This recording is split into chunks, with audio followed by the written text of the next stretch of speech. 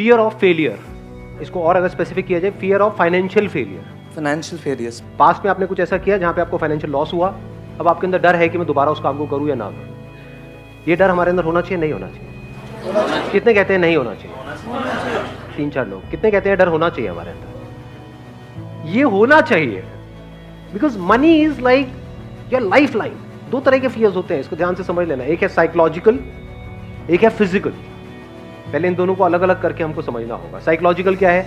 लोग हंसेंगे तो, लोग मेरे को बेवकूफ बोलेंगे तो, ये सब क्या है? Psychological fears. मैंने पैसा जोड़ा है, 10 साल तक सुबह से रात तक काम करके इतना पैसा जोड़ा है, मान लो 2 लाख रुपए, 4 लाख रुपए, मेरे पेरेंट्स ने पूरी लाइफ काम करके इतना पैसा जोड़ा है, और अगर वो पैसा डूब गया तो ये डर होना चाहिए, नहीं होना चाहिए? 100% होना चाहिए। इसका प्लस पॉइंट क्या है? ये जो फियर ऑफ फाइनेंशियल लॉस है, ये आपको फाइनेंशियल लॉस से बचाएगा। हाँ जी। इसका माइनस पॉइंट क्या है?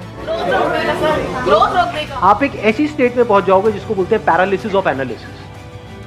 टाइम निकल जाएगा, 10 साल, 20 साल, 50 साल, कुछ करोगे ही नहीं। रिस्क के नाम से हमको डर लगने लग जाएगा। तो क्या ऐसा बंदा कभी भी कुछ कर पाएगा अगर उसको डर ने चारों तरफ से घेर लिया है तो? क्योंकि लॉस तो हो ही सकता है ना। जब पहले हुआ है तो दोबारा भी हो सकता है ना। कुछ भी नया हम ट्राई करते हैं तो वहां पे रिस्क तो होता ही है ना।